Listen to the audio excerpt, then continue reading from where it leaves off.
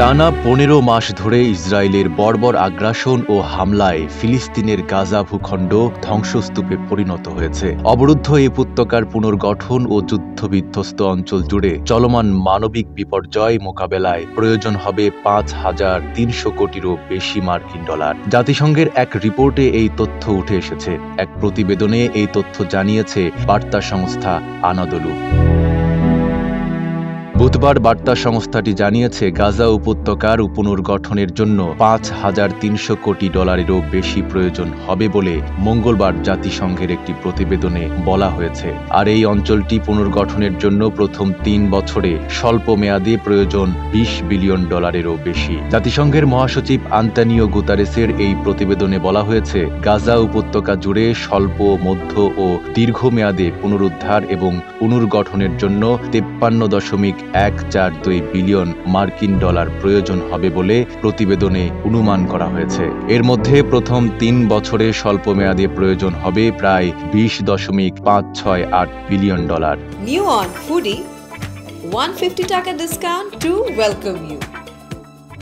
সংঘাতের ভয়াবহ অর্থনৈতিক ও মানবিক ক্ষতির কথা তুলে ধরে প্রতিবেদনে উল্লেখ করা হয়েছে, গাজার অর্থনীতি ২০২৪ সালে ৮৩% সংকুচিত হবে, বেকারত্ব ৮০% পৌঁছে যাবে। রিপোর্টে বলা হয়েছে, অধিকৃত ফিলিস্তিনি ভূখণ্ডে দারিদ্র্য ২০২৪ সালে ৭৪.৩% বৃদ্ধি পাবে বলে অনুমান করা হয়েছে, যা ২০২৩ সালের শেষে ছিল ৩৮.৮%। গুতেরেস জোর দিয়ে বলেছেন, অবিলম্বে মানবিক প্রয়োজনগুলো পূরণ করা অত্যন্ত গুরুত্বপূর্ণ।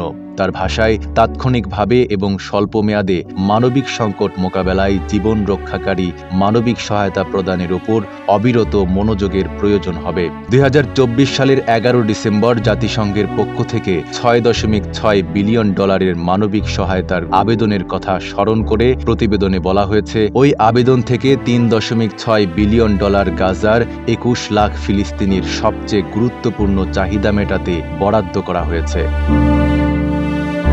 গাজায় ৬ সপ্তাহের যুদ্ধবিরতি চুক্তির প্রথম পর্যায়ে গত ১৯ জানুয়ারি কার্যকর হয়েছে। সেদিন থেকেই গাজায় বন্ধ হয়েছে ইসরায়েলি আগ্রাসন। ২০২৩ সালের ৭ অক্টোবর থেকে চলা এই আগ্রাসনে গাজায় ৪৮,০০০-এরও বেশি ফিলিস্তিনি নিহত হয়েছেন, যাদের বেশিরভাগই নারী এবং শিশু। এছাড়া আরও ১,১১,০০০-এরও বেশি মানুষ আহত হয়েছেন। ৩ পর্যায়ে এই যুদ্ধবিরতি চুক্তির মধ্যে বন্দি বিনিময় এবং স্থায়ী শান্তি, স্থায়ী যুদ্ধবিরতি এবং গাজা থেকে ইসরায়েলি বাহিনী প্রত্যাহারের লক্ষ্যমাত্রাও রয়েছে। ভূখণ্ডটিতে ইসরায়েলি আক্রমণে নিখোঁজ রয়েছেন ১১,০০০-এরও বেশি মানুষ। মূলত গাজায় অবিলম্বে যুদ্ধবিরতির দাবি জানিয়ে জাতিসংঘের নিরাপত্তা পরিষদের প্রস্তাব থাকা সত্ত্বেও ইসরায়েল দীর্ঘদিন ধরে অবরুদ্ধ এই ভূখণ্ডে তার নৃশংস আক্রমণ অব্যাহত রেখেছিল। ইসরায়েল ইতোমধ্যেই আন্তর্জাতিক বিচার আদালতে গণহত্যার অভিযোগে অভিযুক্ত হয়েছে। নাইম আরাবি, ঢাকা পোস্ট।